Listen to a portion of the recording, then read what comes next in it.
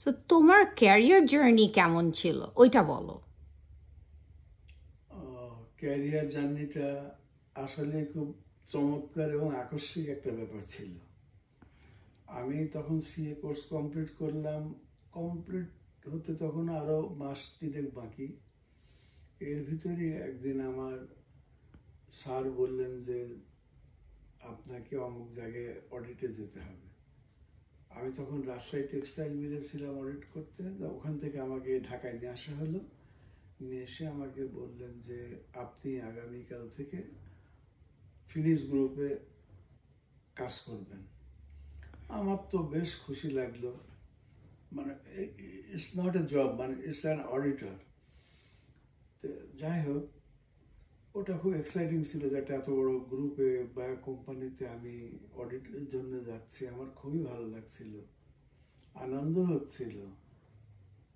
কারণ ওখানে সবাই আমাকে, কারণ অনেকের থেকে তখন ওখানে যারা কর্মরত ছিল হিসাব বিভাগে, তাদের থেকে আমি সিনিয়র ছিলাম বা শিক্ষিত বেশি ছিলাম। কারণ আমি এই কথাটা বলছি, সালটা 1983 সালের কথা। কারণ তখন তো এত লোকজন শিক্ষিত না, তখন শিক্ষিত মানুষের মূল্যায়নটা অনেকই বেশি হতো। তাকে আমি সেই অর্থে ভাগ্যবান, আল্লাহর রহমতে আমি ওই মূল্যায়নটা পেয়েছি। তারপর ওখানে কাজ করতে করতে 2 মাস কাজ করলাম। আমারও কোর্স কমপ্লিট হতে 15 দিন বাকি ছিল। এর ভিতরে ওখান থেকে আকস্মিকভাবে একটা অফার এলো, যদি আপনি চান তো আমাদের এখানে জয়েন করতে পারেন।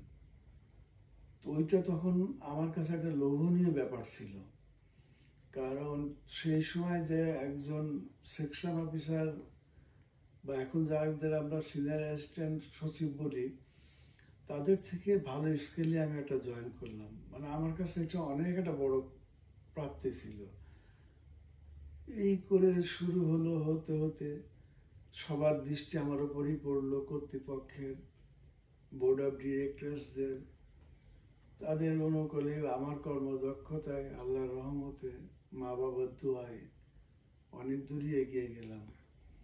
এইটু পরে, তারও কিছুদিন পরে, কিছুদিন না, বোধহয় 2 বছর পরে আমি বিয়ে করি। তার আগ পর্যন্ত যখন বিয়ে করি তখনও আমার বেতন ছিল একটা বাংলাদেশের সচিবের সমপর্যায়ে। এটা বেশ গর্ববোধ হতো। আমার শ্বশুর সাহেবও অতি তৃপ্ত ছিলেন বলে তার মেয়েকে আমার সাথে বিয়ে দিয়েছিলেন, যেহেতু তারপরও তারা অনেক ধনী মানুষ ছিল।